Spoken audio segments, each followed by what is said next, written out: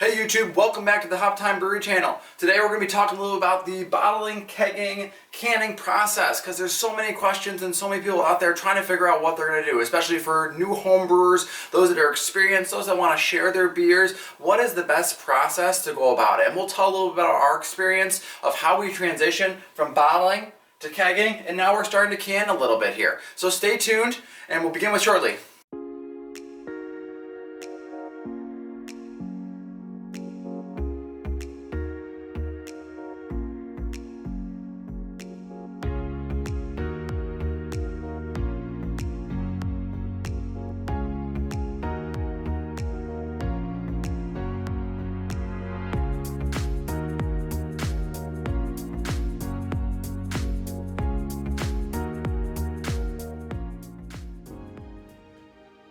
Hey everyone, so today we're going to talk a little about the process of serving your beer, how you go about it. If you're bottling, canning, kegging, there's so many ways of doing it and we want to work our way through it and talk you through it because it can be confusing. When we started off homebrewing, we did so much research into the process and it's an investment to get all the way up to kegging or canning or buying those bottles. So we kind of want to talk a little bit through that process and what steps you should consider when you're going to decide what to do with yours. So here we actually started off with simple bottling. We actually bought these flip top bottles, which are a great investment to start putting the beer in. We conditioned them, added priming sugar, added the drops, if you know what the sugar drops are that you can add in these bottles, and let it condition for 2 weeks. However, anyone that's a home brewer knows that letting a beer sit for 2 weeks tests your patience in so many ways. So we decided that we want to move away from this because it just took so long. However, it has its pros and cons. I think a pro is sharing these with people, giving them to them, having them sample it and try it. There's so many different styles for these flip top bottles and they're reusable in the way that the bottle flips and the top is secured on there. We did have some issue in the beginning with these bottles where the sealing ring here wasn't working and we'd actually leaked carbonation. So we had a couple bottles that, you always hear about bottle bombs, the ones that overcarbonate. We had a couple bottles that didn't carbonate at all, and which is unfortunate because what are you going to do from there? Are you going to, after you cold crash it, the yeast is all dormant, do you go back and you bring it back to room temperature and add more sugar, or do you just dump it out? So we always had some issues with these bottles and there's always a risky business with trying to figure out if these are going to work or not. So the next step we went to is traditional bottling. We took bottles, just like beer bottles, any beer bottles, and we'd cap them. So you take a capper, you get the caps. These caps you can buy in bulk, 200, 500, as many as you want, different colors, different icons.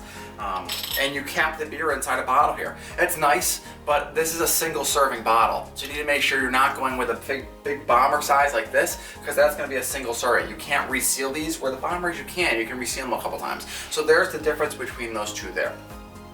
After bottling for a long time, we kind of determined that there was so much inconsistency with the carbonation of the bottles. We were kind of concerned about how our beer was coming out and we wanted to take it to the next level. So the next big investment we did, well, we went into kegging. So we actually purchased our kegerator here. It's a single draft kegerator.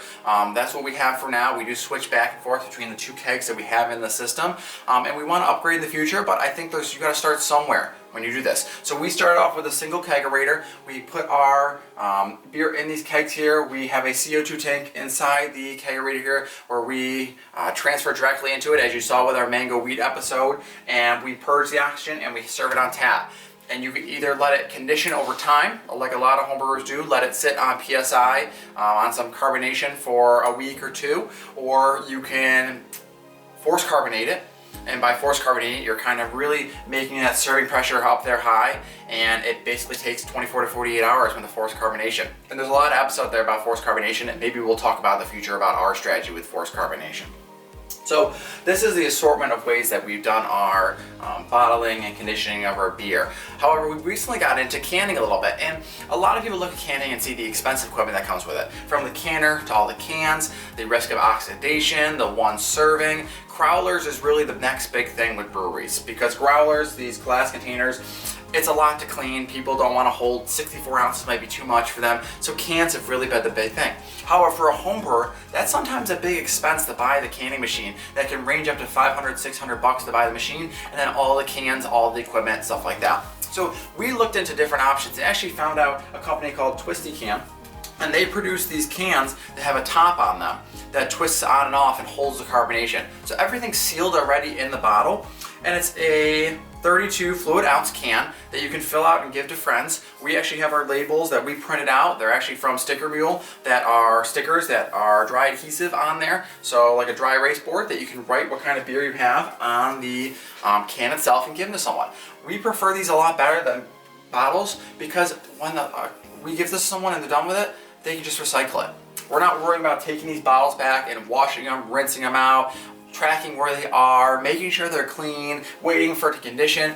These cans are very simple, easy to fill. We fill them typically right off the keg, so the carbonation's already there. We seal them up. Typically lasts between 1 to 2 weeks, carbonation levels, keeping chilled, drinking fresh. So we've kind of gone towards the can method as we see it's the best approach to sharing beer right now. Maybe in the future, we'll go into the sealing can system, buying the whole process, not into a canning line, but we found these twisty cans the best option. And feel free to check them out. They do have an assortment of colors and sizes, and there's a lot of homebrewers that are looking into these options, as it's a great way to share their beer with friends without having that investment of the whole bottles, because we've invested in these bottles and we have them all sitting around now not knowing what to do with them because we don't prefer these anymore. We go to the canning. So check these out if you're interested in canning and interested in sharing your beers with other people. So we are in the kegging process right now. So we keg everything. We take it, we put it in these Pepsi kegs here. The kegging process has made everything so much easier. With forced CO2, not waiting for sugar, priming, anything like that, it's so easier. But it's a lot of maintenance, I will say. You typically have to clean these bottles in between every time, but you're also cleaning the kegs, you're cleaning the lines, you're replacing everything, making sure your CO2 tank is full. So it's an investment. So we kind of tell people when they're trying to figure out what to do is how much are you willing to invest? How much space do you have? As you see, a keezer or a kegerator can take up a lot of room in your space, in your apartment, in your house. You need to make sure you have that space available for it. One of the other things we recommend for getting a keezer is the temperature gauge, okay? So we always say keeping that temperature fresh for your beer. So typically when these bottles are conditioning, it's gonna be room temp, and then you crash it and put it in a nice cold temperature. When you have 5 gallons of beer in this keg here and it's sitting in the keezer, you wanna make sure it's staying at a stable temperature so that when it's serving, it's nice and chill for whoever's having it. So you need to make sure that temperature is stabilized. So we actually have a temperature regulator that's on this keezer, holding it at a precise temperature so our beer is nice and chill every time. So that is our steps that we've taken through the from bottling to kegging to canning, and we know a lot of people asked about it. We've done our research before and we kind of saw that there was a lot of information out there, so we wanted to talk about it a little bit more. In the next part of this episode here, we're going to kind of break down the kegging process and talk a little bit about what our kegging system's like so you can figure out how you want to shape yours. Because a lot of people set up those marvelous 2, 3, 4 tap systems, but is that needed when starting off your homebrew adventures, or if you just want to have some commercial beers on tap, is that needed? So we're kind of explaining where ours comes from, as this is a homemade one and this is not something that's commercial driven. It's a simple buying the parts and putting it together, and it's turned out great for the years that we've had it. So let's move on to the next part and we'll talk about the kegging process here in our kegerator.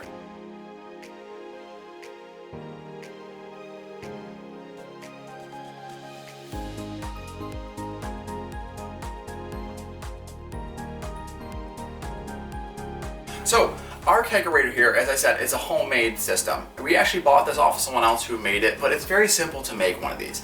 In a sense, very simple in the sense of if you get a chest freezer, you drill a simple hole like you see here and attach a tower. There are no coils up in the top sealant here. You see a lot of people with keezers now that build that wooden frame around it and put the taps out on here as well. And it's up to you what you want to do. There's pros and cons for all of it. I think one of our cons is that when you lift this up here, sometimes it hits at the back and you can possibly open up the draft system and it starts just pouring out liquid, which sucks unfortunately when you just start losing beer. But then the cons for the front system is you need that drip tray and it's bending down low to fill it up. So there's pros and cons to every system. Do your research and figure out what you want. I think one of the best ones is the open front. Kegerators or fridge and mini fridges that offer you to just open the front and slide a keg in, but everyone has their preferences and what they want. We like this open front one because as you can see, it's very convenient to get in it and pull things in and out of it. So our kegerator system holds 2 kegs. It also has the CO tank inside of it. We do recommend that you hold that CO2 tank inside to hold that pressure and make sure the CO2 is at a lower level and it really gets absorbed into the beer better. Okay, so ours fits 2 kegs. You can see we store some other beer inside of here. But we do have our temperature gauge. You can see kind of back here, this is our temperature gauge line that goes down where our bottles are. We have some hops down there that we're storing. That goes to a regulator that's kind of chilling in the back here. So to explain our process here, we have a single gauge on our CO2 tank, okay? So our regulator here is a single gauge. We typically just attach it to one keg at a time, either if it's one serving or so one that's conditioning down here. Our liquid line will run from the keg itself up into the top here, which you can see here, the top here is just a cut into the foam of the cooler. So it looks like the person we bought it from made a couple cuts, they screwed it in. So it's very simple to install one of these and to make your tower, and you can always upgrade too. That's why we recommend the chest freezer as the option, because it's so much easier to install the tower by making sure you're not making mistakes. I think with any of the fridges that you do, you always have to be careful with popping a line inside of it. Same with the chest freezers if you're trying to mess around with the interior of it. So with any chest freezer, it has its pros and cons as we talked about. Ours, we do really like it. We might upgrade to a 2-draft system just because we're able to hold 2 kegs and upgrade our CO2 system, but it's a time purchase. You got to figure out as a home brewer what you really want to buy next and what you're purchasing. As we talked about, we've looked into recently getting an electronic system, getting away from the simple burner or stovetop, brew in a bag. So we're looking at electrical. So maybe the kegerator purchase is going to wait for a little bit to upgrade it. But you probably have noticed here that you're like, Patrick, how does this disperse beer? We actually took the tap off for now. We actually kicked one of our kegs, so we ended up taking this apart and cleaning it. And it's important to make sure that you're regularly cleaning these things so there's no buildup inside of it. That all affects the taste of the beer and the kegging process. Same with bottles. You want to make sure they're clean so there's no infection in the beer.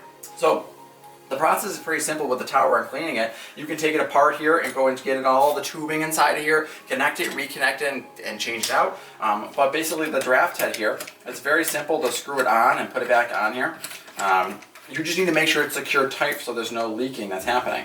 I will always recommend there is a tool that you can get to properly secure this a little tighter. I'm just going to snugly tighten on here to make it tighter, but you can always just tighten it on with your hands and then get the tool later.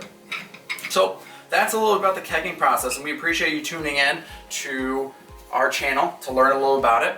And stay tuned, we'll have another recipe and brew day coming up soon.